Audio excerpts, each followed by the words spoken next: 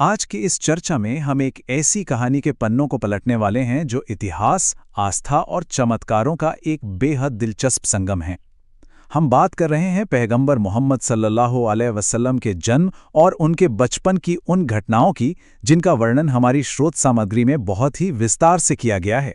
देखिए, ये कोई साधारण ऐतिहासिक ब्यौरा नहीं है। ये प्रतीकों, भविष्यवाणियों और अलौकिक घटनाओं से भरा एक ऐसा महाकाव्य है जिसे सदियों से संजोकर रखा गया है। तो चलिए, बिना किसी देरी के इस बेहद खास विश्लेषण की शुरुआत करते हैं। इस पूरे वृत्तांत को हम एक क्रमिक प्रवाह में समझेंगे। सबसे पहले हम बात करेंगे उन शुरुआती संकेतों की जो जन्म से पहले ही नजर आने लगे थे। उसके बाद हम उन प्राचीन भविष्यवाणियों और उस रहस्यमयी लाल सितारे का जिक्र करेंगे जिसने उस दौर के विद्वानों में हलचल मचा दी थी। फिर हम सीधे उस रात की घटनाओं पर चलेंगे जब ये जन्म हुआ और जानेंगे उन ब्रह्मांडीय चमत्कारों के बारे में जिनका जिक्र कथाओं में मिलता है। और आखिर में बचपन की उस सबसे बड़ी परीक्षा को देखेंगे जिसने नबूवत यानी पैगंबरी के दावे को परखा। तो चलिए पहले भाग से शुरू करते हैं, यानी जन्म से पहले के संकेत। स्रोत सामग्री के अनुसार इस कहानी की शुरुआत बहुत ही व्यक्तिगत चमत्कारों से होती है जो सीधे तौर पर पैगंबर की माता हजरत आमिना से जुड़े हैं।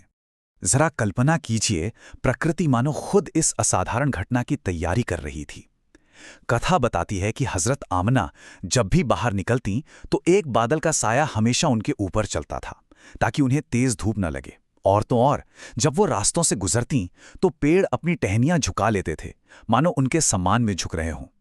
एक और अद्भुत वाकया ये बताया गया है कि जब वो पानी भरने के लिए जमजम के कुएं पर जाती तो उन्हें मेहनत नहीं करनी पड़ती थी, पानी खुद ब खुद ऊपर छलक कर आ जाता था।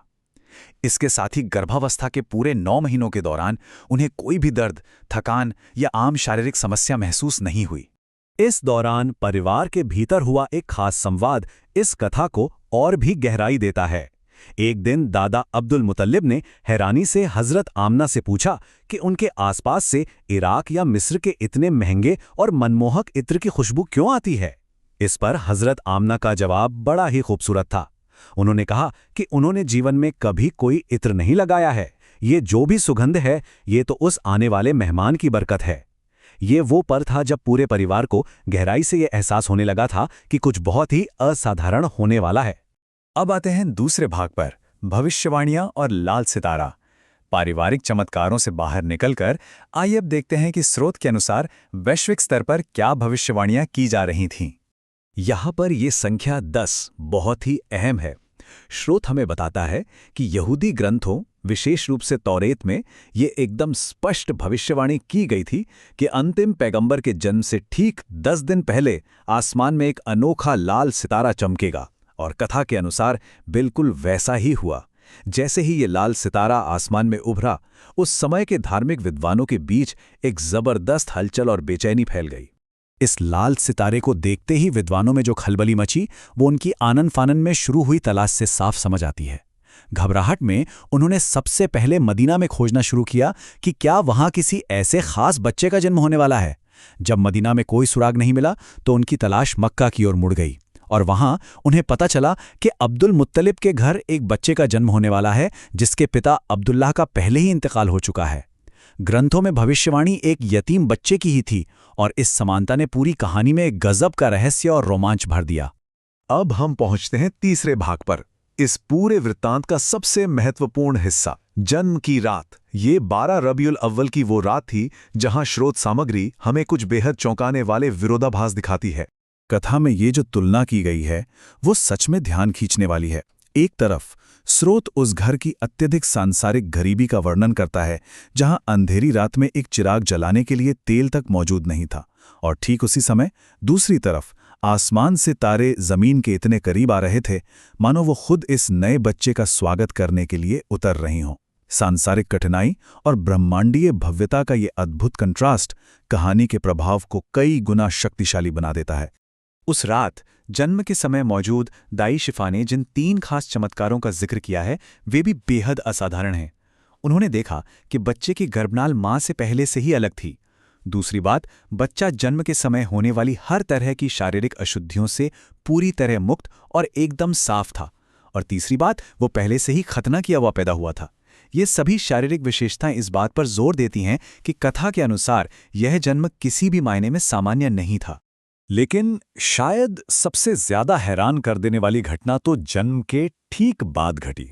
स्रोत के अनुसार जन्म लेते ही उस नवजात शिशु ने खुद करवट ली, घुटनों के बल पूरे 15 मिनट तक सजदे में चला गया और अपनी शहादत की उंगली को आसमान की ओर उठा दिया। कथा में इसे एक बहुत ही मजबूत प्रतीक माना गया है, मानो जन्म लेते ही उस बच्चे ने पूरी दुनिया के सामने ईश्वर के एक होने का ऐलान कर दिया हो। चलिए अब चौथे भाग की ओर बढ़ते हैं। जन्म की इस रात के तुरंत बाद स्रोत के अनुसार दुनिया भर में इसके क्या प्रभाव पड़े, आइए उन ब्रह्मांडीय संकेतों और चमत्कारों पर नजर डालते हैं। स्रोत एक बहुत ही रहस्यमयी घटना का वर्णन करता है। बताया गया है कि जन्म के बाद एक बादल कमरे में आया जिसमें देवदूत जिब्राइल मौजूद थे। उसी क्षण उस नवजात बच्चे को पिछले महान पैगंबरों की सबसे बेहतरीन खूबियां अता की गईं। हजरत यूसुफ की असीम सुंदरता, हजरत अय्यूब का असीमित धैर्य, हजरत इब्राहिम की ईश्वरीय मित्रता और हजरत दाऊद की मीठी आवाज। यह दृश्य स्पष्ट रूप से इस कथा में बच्चे के सर्वोच्च मर्तबे को स्थापित करता है। और दिलचस्प बात यह है कि इस जन्म का असर सिर्फ मक्का के उस छोटे से कमरे तक सीमित नहीं था। कथा के अनुसार उसी रात पूरी दुनिया में ऐसी घटनाएं घटी जो विश्व इतिहास में एक बड़े बदलाव का संकेत थीं। दुनिया भर में मूर्तियां अचानक औंधे मुंह जमीन पर गिर पड़ीं। फारस में एक पवित्र आग जो लगातार 1000 साल से जल रही थी, वो अचानक बिना किसी कारण के बुझ गई। और फारस के राजा के महल में लटक रहे 14 बेहद खास लैंप एक साथ टूटकर जमीन पर गिर गए। अगर हम कथा के घटनाक्रम को देखें तो चीजें बहुत ही तेजी से आगे बढ़ती हैं। 0 दिन पर यह चमत्कारिक जन्म हुआ। चौथे दिन मक्का के एक अत्यधिक सम्मानित और विद्वान व्यक्ति सवाद इब्न कारिब ने बच्चे के चेहरे का नूर देखकर ही उसे पहचान लिया और गवाही दी। 7वें दिन अकीका यानी नामकरण संस्कार हुआ, जहां दादा अब्दुल मुत्तलिब ने नाम रखा मोहम्मद। और फिर कथा सीधे 7 साल आगे छलांग लगाती है मक्का में होने वाली नबूवत की अंतिम और सबसे बड़ी परीक्षा की ओर। और अब हम पहुंचते हैं 5वें और अंतिम भाग पर, नबूवत की परीक्षा। ये वो समय था जब संशयवादियों ने, यानी जो लोग इस सच्चाई को मानने के लिए तैयार नहीं थे, उन्होंने अपनी सबसे बड़ी चाल चली। यहां एक बहुत ही लाजमी सवाल उठता है, अगर ये सभी ब्रह्मांडीय संकेत कुछ लोगों के लिए इतने स्पष्ट थे, तो उन संशयवादियों का क्या जो हर हाल में इस बात को नकारना चाहते थे? उन्होंने इस 7 साल के बच्चे को गलत साबित करने के लिए क्या जाल बिछाया? आइए उनकी इस चालाक योजना को समझते हैं। इस पूरी परीक्षा के पीछे की चाल को समझने के लिए हमें स्रोत में दी गई इन 2 अवधारणाओं को समझना होगा, हराम और मुस्तबा। हराम का सीधा सा अर्थ है वो चीजें जो पूरी तरह से निषिद्ध हैं, जैसे कि चोरी किया गया सामान, और मुस्तबा का मतलब है संदिग्ध चीजें, जहां ये साफ ना हो कि वो चीज जायज है या नहीं। मिसाल के तौर पर वो सामान जिसे ले तो लिया गया हो लेकिन पैसे बाद में देने का इरादा हो। स्रोत की मान्यता ये है कि एक सच्चा पैगंबर शारीरिक रूप से इनमें से किसी भी प्रकार का भोजन निगल ही नहीं सकता, वो उसके होंठों को छू भी नहीं सकता। इस मान्यता का फायदा उठाते हुए विद्वानों ने एक बहुत ही सोची समझी साजिश रची। उन्होंने जानबूझकर जुबैदा नाम की एक गरीब विधवा की मुर्गियां चुराईं, ताकि बनने वाला भोजन स्पष्ट रूप से हराम और मुस्तबा की श्रेणी में आ जाए। इसके बाद बड़ी ही चालाकी से उन्होंने दादा अब्दुल मुत्तलिब और पूरे बनु हाशिम परिवार को एक शानदार शाही दावत पर बुलाया। उनका एकमात्र लक्ष्य उस 7 साल के छोटे बच्चे को वो अशुद्ध मांस खिलाना था, ताकि वे सबके सामने ये साबित कर सकें कि ये बच्चा कोई पैगंबर नहीं है। और यहीं पर इस पूरी कथा का चरम आता है। जैसे ही दावत में उस बच्चे को वो निवाला खिलाने की कोशिश की गई, एक अदृश्य शक्ति ने उस निवाले को शारीरिक रूप से पीछे धकेल दिया।